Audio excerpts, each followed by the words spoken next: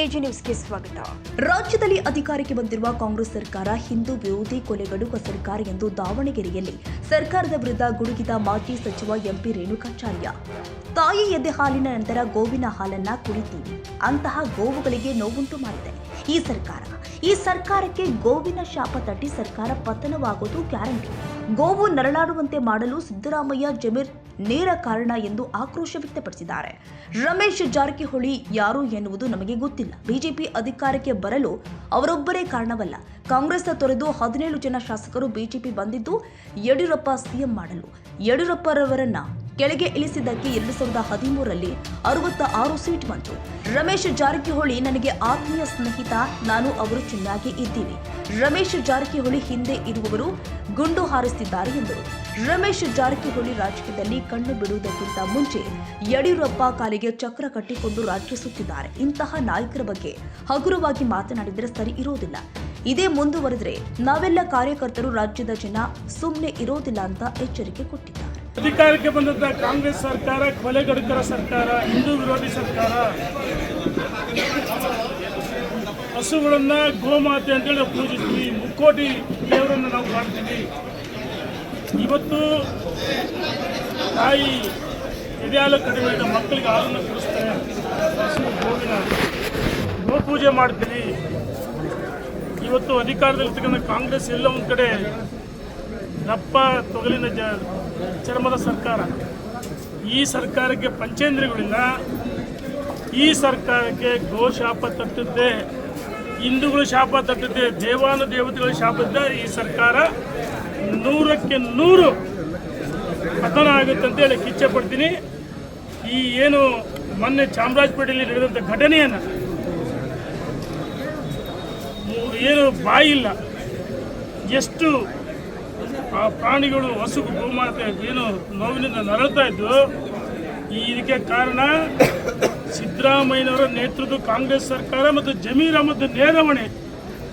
3 ಹಸುಗಳು ಕೊಡಿಸಿದ್ರೆ ಮುಗಿದಾಗ್ಬಿಡ್ತಾ ನಿಮ್ಮ ಕರ್ತವ್ಯ. ನಾಚಿಕೆ ಆಗಲ್ಲ. ಜಮೀರ್ ಅಹಮದ್ ಎಚ್ಚರಿಕೆಯನ್ನು ಕೊಡ್ತಾ ಇದ್ದೀನಿ ಈ ಸರ್ಕಾರಕ್ಕೆ. ಇದೇ ರೀತಿ ಗೋಗಳಿಗೆ ಹಿಂದೂಗಳಿಗೆ ತೊಂದರೆ ಕೊಟ್ಟರೆ ಸಹಿಸಲ್ಲ. ನಾವು ಹೇಳ್ತಿದ್ದೀವಿ, ಕೇವಲ ಆರೋಪಿಗಳನ್ನು ಬಂಧಿಸಿ ಸಾಲದು, ಮುಲಾಜಿಲ್ಲ ಎನ್ಕೌಂಟರ್ ಮಾಡಿ ಬಿಸಾಕ್ಬೇಕಂತ ಸರ್ಕಾರಕ್ಕೆ ನಾನು ಒತ್ತಾಯವನ್ನು ಮಾಡ್ತೀನಿ.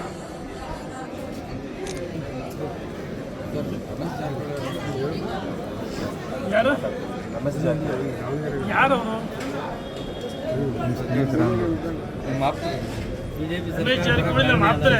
ಆಯ್ತಣ, ಸರ್ಕಾರ ಬರೋಕ್ಕೆ ಅವರೊಬ್ಬರೇ ಕಾರಣ ಅಲ್ಲ. ಮೊದಲು ನಾವು ಭಾರತೀಯ ಜನತಾ ಪಾರ್ಟಿಯವರು 105 ಜನ, ಈ ರಾಜ್ಯದ ಜನ ಪ್ರಜ್ಞಾವಂತ ಮತದಾರರು, ಭಾರತೀಯ ಜನತಾ ಪಾರ್ಟಿ ಕಾರ್ಯಕರ್ತರು, ಮುಖಂಡರು 105 ಜನ ಯಡಿಯೂರಪ್ಪನವರು ಮುಖ್ಯಮಂತ್ರಿ ಆಗಬೇಕಂತೇಳಿ ನಮ್ಮನ್ನು ಆಯ್ಕೆ ಮಾಡಿದ್ರು. ಕೆಲವು ತಪ್ಪುಗಳಿಂದ, ಗೊಂದಲಗಳಿಂದ ಯಡಿಯೂರಪ್ಪನವರ ರಾಜ್ಯದ ಅಧ್ಯಕ್ಷರು ಮಾಡಿದ ಮೇಲೆ ಕೆಲವರು ಗೊಂದಲವನ್ನು ಸೃಷ್ಟಿ ಮಾಡಿ ಅದಕ್ಕೆ 105 ಬಂತು, ಇಲ್ಲ 125-30 ಅಧಿಕಾರದಲ್ಲಿ ಬರ್ತಾ ಇತ್ತು. ಅಂದು ಕೆಲವು ಗೊಂದಲ ಸೃಷ್ಟಿ ಮಾಡಿದ್ರು. ಯಡಿಯೂರಪ್ಪನವರು ಮುಖ್ಯಮಂತ್ರಿ ಆಗಬಾರ್ದು ಅಂತೇಳಿ ಒಂದೇ ಉದ್ದೇಶದಿಂದ 2011ರಲ್ಲಿ ಯಡಿಯೂರಪ್ಪನವರು ಇಳಿಸಿದ್ರು. ಅದಕ್ಕೇನಾಯಿತು, 2013ರಲ್ಲಿ ನಾವು ಭಾರತೀಯ ಜನತಾ ಪಾರ್ಟಿಯ ಸಾಮಾನ್ಯ ಕಾರ್ಯಕರ್ತರು, ಶಿಸ್ತಿನ ಸಿಪಾಯಿಗಳು, ಏನಾಯಿತು, ಪಕ್ಷ 46 ಸ್ಥಾನಕ್ಕೆ ಬಂತು 2013ರಲ್ಲಿ. ಅದಾದ ನಂತರ ನರೇಂದ್ರ ಮೋದಿಯವರು, ಅಮಿತ್ ಶಾ ಯಡಿಯೂರಪ್ಪನವ್ರನ್ನ ಭಾರತೀಯ ಜನತಾ ಪಾರ್ಟಿ KJP ವಾಪಸ್ ಕರೆತಂದು ರಾಜ್ಯದ ಅಧ್ಯಕ್ಷರು ಮಾಡಿದರು. ಕೆಲವರು ಗೊಂದಲವನ್ನು ಸೃಷ್ಟಿ ಮಾಡಿದರು.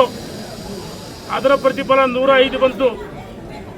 ಯಾವ ಕಾಂಗ್ರೆಸ್ಸಿನ, JDSನ BC ಪಾಟೀಲ್ ಇರ್ಬೋದು, ಬೈರತಿ ಬಸವರಾಜ್ ಇರ್ಬೋದು, ಆನಂದ್ ಸಿಂಗ್ ಇರ್ಬೋದು, ಬಹಳಷ್ಟು ಜನ ಕಾಂಗ್ರೆಸ್ JDS ತೊರೆದು BJP, ವಿಶ್ವನಾಥ್ ಒಳಗೊಂಡಂತೆ ಸೇರ್ಪಡೆ ಆದರು BJP. ಅಂದು ಯಡಿಯೂರಪ್ಪನ ನೇತೃತ್ವದಲ್ಲಿ 17 ಜನ ಆಯ್ಕೆಯಾದರು.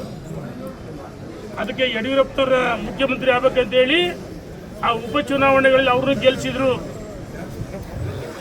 ಅದೇ 2021ರಲ್ಲಿ ಯಡಿಯೂರಪ್ಪನ ನಿಲ್ಲಿಸಿದಕ್ಕೆ ಭಾರತೀಯ ಜನತಾ ಪಾರ್ಟಿ 66 ಸ್ಥಾನಕ್ಕೆ ಬಂತು. ಇದನ್ನು ಅರ್ಥ ಮಾಡಿಕೊಳ್ಬೇಕು. ಈ ರಾಜ್ಯದ ಜನ ಯಡಿಯೂರಪ್ಪ ಮಾಸ್ ಲೀಡ್, ಪ್ರಶ್ನಾತೀತ ನಾಯಕ, ಕೇವಲ ವೀರಶೈವ ಲಿಂಗಾಯತ ಸಮುದಾಯಕ್ಕೆ ಸೇರಿಲ್ಲ, ಎಲ್ಲ ವರ್ಗದವರಿಗೆ ಸಾಮಾಜಿಕ ನ್ಯಾಯ ಅಂತ ಕೊಟ್ಟಂತ ಅಂದು ಬಸವಣ್ಣ, ಇಂದು ಯಡಿಯೂರಪ್ಪ. ಅದಕ್ಕೋಸ್ಕರ ರಾಜೀನಾಮೆ ಕೊಟ್ಟು BJP ಸೇರಿದರು. ಆದರೆ ನಾನು ರಮೇಶ್ ಜಾರಕಿಹೊಳಿ ಆತ್ಮೀಯ ಸ್ನೇಹಿತ, ಅವರು ಭಾಳ ಚೆನ್ನಾಗಿಲ್ಲ ಅಂತಲ್ಲ. ಆದರೆ ನಾವು ಹೇಳ್ತಿದ್ದೀವಿ, ಇವತ್ತು BC ಪಾಟೀಲ್, ಬೈರತಿ ಬಸವರಾಜ್, ವಿಶ್ವನಾಥ್, ಗೋಪಾಲಯ್ಯನವರು BJP ಇಲ್ವಾ? ಎಲ್ಲ ಒಂದು ಕಡೆ ರಮೇಶ್ ಜಾರಕಿಹೊಳಿ ಮತ್ತು ಕೆಲವ್ರ ಮೇಲೆ ಏನು ಬಂದೂಕಿಟ್ಟು ಹೊಡೆಯಕ್ಕೆ ಪ್ರಯತ್ನ ಮಾಡ್ತಿದ್ದಾರೆ, ಗುಂಡು ಹೊಡೆಯಕ್ಕೆ ಪ್ರಯತ್ನ. ಆದರೆ ನಾವು ಹೇಳ್ತಿದ್ದೀವಿ, ರಮೇಶ್ ಜಾರಕಿಹೊಳಿ ಅವರೇ, ನೀವು ರಾಜಕಾರಣಕ್ಕೆ ಬರೋಕ್ಕಿಂತ ಕಣ್ಣು ಬಿಡೋಕ್ಕಿಂತ ಮುಂಚೆ ಯಡಿಯೂರಪ್ಪನವರು ಈ ರಾಜ್ಯದಲ್ಲಿ ಕಾಲಿಗೆ ಚಕ್ರ ಕಟ್ಕೊಂಡು ತಿರುಗಿದ್ರು. ಕಾಲಿಗೆ ಚಕ್ರ ಕೊಂಡು ತಿರುಗಿ ಭಾರತೀಯ ಜನತಾ ಪಾರ್ಟಿ ಅಧಿಕಾರಕ್ಕೆ ತಂದಂಥ ಒಬ್ಬ ಮಹಾನ್ ನಾಯಕ ಅಟಲ್ಜಿಯವರು, ಅದ್ವಾನಿಜಿಯವರು, ಉಮಾಭಾರತಿ, ಸುಷ್ಮಾ ಸ್ವರಾಜ್, ಅನೇಕ ರಾಜನಾಥ್ ಸಿಂಗ್ ಹಿರಿಯರ, ಗಡ್ಕರಿ ಅವರ ಆಶೀರ್ವಾದದಿಂದ ಯಡಿಯೂರಪ್ಪನವರು ಕರ್ನಾಟಕದಲ್ಲಿ ಭಾರತೀಯ ಜನತಾ ಪಾರ್ಟಿಯನ್ನು ಕಟ್ಟಿ ಬೆಳೆಸಿದ ನಾಯಕರ ಬಗ್ಗೆ ಅಗಿರುವಾಗಿ ಮಾತಾಡಿದರೆ ನಾವು ರಾಜ್ಯದ ಜನ ಸಹಿಸಲ್ಲ. ಯಡಿಯೂರಪ್ಪನವ್ರ ಬಗ್ಗೆ ನಿಮ್ಗೇನು ಅಜೆಂಡಾ ಏನು ಹೇಳಿದಿರಿ? ಯಡಿಯೂರಪ್ಪನವರು ಯಾವ ಪುರುಷಾರ್ಥಕ್ಕೋಸ್ಕರ ರಾಜ್ಯ ಪ್ರವಾಸ ಮಾಡ್ತಾರೆ ಅಂತ ಹೇಳ್ತಿಲ್ಲ. ಈ ರಾಜ್ಯದಲ್ಲಿ ಮತ್ತೊಮ್ಮೆ ಭಾರತೀಯ ಜನತಾ ಪಾರ್ಟಿ ಅಧಿಕಾರಕ್ಕೆ ಬರ್ಬೇಕಂತೇಳಿ ಯಡಿಯೂರಪ್ಪನವ್ರ ಪ್ರವಾಸವನ್ನು ಮಾಡ್ತೀವಿ ಅಂತ ಹೇಳಿದರೆ, ಯಡಿಯೂರಪ್ಪನವ್ರು ವಿಜಯೇಂದ್ರ ಮುಖ್ಯಮಂತ್ರಿ ಆಗ್ಬೇಕಂತ ಹೇಳಿಲ್ಲ. ವಿಜಯೇಂದ್ರ ಮುಖ್ಯಮಂತ್ರಿ ಆಗ್ಬೇಕಂತೇಳಿ ರಾಜ್ಯದ ಜನ ಹೇಳ್ತಿದ್ದಾರೆ. ನಾವು ಸಂಕಲ್ಪ ಮಾಡ್ತೀವಿ, ವಿಜಯೇಂದ್ರ ಮುಖ್ಯಮಂತ್ರಿ ಮಾಡೇ ಮಾಡ್ತೀವಿ. ಯಾವ ದುಷ್ಟಶಕ್ತಿಗಳು ತಡೆಯೋಕ್ಕಲ್ಲ. ಏನು ಮಾತಿದ್ರೆ ಯಡಿಯೂರಪ್ಪನವ್ರು ಒಬ್ಬರೇ ನಿಮಗೆ ಯಾರು ಪ್ರಚೋದನೆ ಮಾಡ್ತಾರೆ ಗೊತ್ತಿದೆ. ಇದ್ರ ಜೊತೆಗೆ ಅವ್ರ ಜೊತೆಗೆ ಇರ್ತಕ್ಕಂಥ ಇನ್ನೊಬ್ಬ ಮಹಾನ್ ನಾಯಕ ಹೇಳಿದ್ರೆ, ಸನ್ಮಾನ್ಯ ವಿಜಯೇಂದ್ರ ರಾಜ್ಯದ ಅಧ್ಯಕ್ಷರಾಗಿ ಮಾಜಿ ಸಚಿವರುಗಳ, ಮಾಜಿ ಶಾಸಕರುಗಳ ಚುನಾವಣೆಗೆ 2023ರಲ್ಲಿ ಸ್ಪರ್ಧೆ ಮಾಡಿದ್ರ ಭಾರತೀಯ ಜನತಾ ಪಾರ್ಟಿ ರಾಜ್ಯದ ಅಧ್ಯಕ್ಷರಾಗಿ ಮುಂಬರುವ ಲೋಕಲ್ ಬಾಡಿ ಚುನಾವಣೆ ಬಗ್ಗೆ ಚರ್ಚೆ ಮಾಡಬೇಕಂತ ನಮ್ಮನ್ನೆಲ್ಲ ಸಭೆ ಕರೆದ್ರು. ಒಳ್ಳೆ ಚರ್ಚೆ ಆಯಿತು. ಪಕ್ಷ ಸಂಘಟನೆ ಮಾಡಬೇಕು, ಜಿಲ್ಲಾ ಪಂಚಾಯತಿ, ತಾಲೂಕ್ ಪಂಚಾಯತಿ, ಮಹಾನಗರ ಪಾಲಿಕೆ, ಪುರಸಭೆ, ಪಟ್ಟಣ ಪಂಚಾಯತಿ ಅಧಿಕಾರಕ್ಕೆ ಇಡಬೇಕಂತ ಹೇಳಿ ನಿಮಗೆ ಅನ್ಯಾಯ ಆಗಿದೆ. ಮುಂದೆ ಮತ್ತೆ ನಿಮ್ಮನ್ನು ಶಾಸಕರಾಗಬೇಕು, ಅದಕ್ಕೋಸ್ಕರ ಸಭೆಯಂತೆ ಸಂಘಟನೆ ಬಗ್ಗೆ ಚರ್ಚೆ ಮಾಡಿದರೆ ಒಬ್ಬ ಮಹಾನ್ ನಾಯಕ ಹೇಳ್ತಾರೆ, 17 ಜನ ನನಗೆ ಕರೆ ಮಾಡಿ ವಿಜಯೇಂದ್ರ ಒತ್ತಾಯಕ್ಕೆ ಹೋಗಿದ್ವಿ ಅಂತ ಹೇಳ್ತಾರೆ. ನಾಚಿಕೆ ಆಗ್ಬೇಕಲ್ವಾ? ಹಿಂದೆ ನೀವು JDS ಹೋದಾಗ ಯಡಿಯೂರಪ್ಪನ ಕಾಲಿಡಿದು ನೀವೇ ತಾನೇ BJP ಬಂದರು, ಹೌದು ತಾನೇ? ಅಂದೇನು ಹೇಳಿದ್ರಿ? ಶೆಟ್ರು ಭಟ್ರು ಪಾರ್ಟಿ ಅಂತೇಳಿ ವಿಧಾನ ಪರಿಷತ್ ಅಂತ ಹೇಳಿದ್ರಿ, ಮರ್ತ್ಬಿಟ್ಟಿದ್ದೀರಾ? ಭಾರತೀಯ ಜನತಾ ಪಾರ್ಟಿ ಯಾವ ವರ್ಗದ ಪಕ್ಷ ಅಲ್ಲ.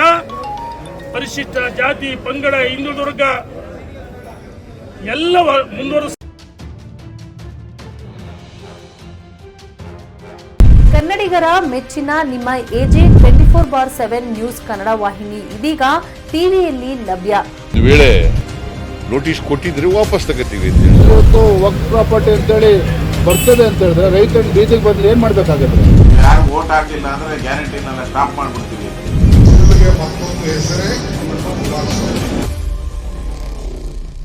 ಕರ್ನಾಟಕ ಮತ್ತು ದೇಶ ವಿದೇಶ 360 ಡಿಗ್ರಿ ಸುದ್ದಿ ಹಾಗೂ ಉತ್ತರ ಕರ್ನಾಟಕ, ಬೆಳಗಾವಿ, ಬಾಗಲಕೋಟೆ, ಧಾರವಾಡ, ಹಾವೇರಿ, ಗದಗ, ಬಿಜಾಪುರ ಜಿಲ್ಲೆಯ ಕ್ಷಣ ಕ್ಷಣದ ವಿವರವನ್ನ ಪಡೆಯುವುದಕ್ಕೆ AJ 24/7 ನ್ಯೂಸ್ ಕನ್ನಡ ವಾಹಿನಿಯನ್ನ ಲೈಕ್ ಮಾಡಿ, ವಿಡಿಯೋಗಳನ್ನ ಶೇರ್ ಮಾಡಿ, ಕಮೆಂಟ್ ಮಾಡುವ ಮೂಲಕ ನಮ್ಮ ವಾಹಿನಿಗೆ ಸಹಕಾರ ನೀಡಿ ಮತ್ತು ಚಾನೆಲ್ ಅನ್ನ ಸಬ್ಸ್ಕ್ರೈಬ್ ಮಾಡಿ.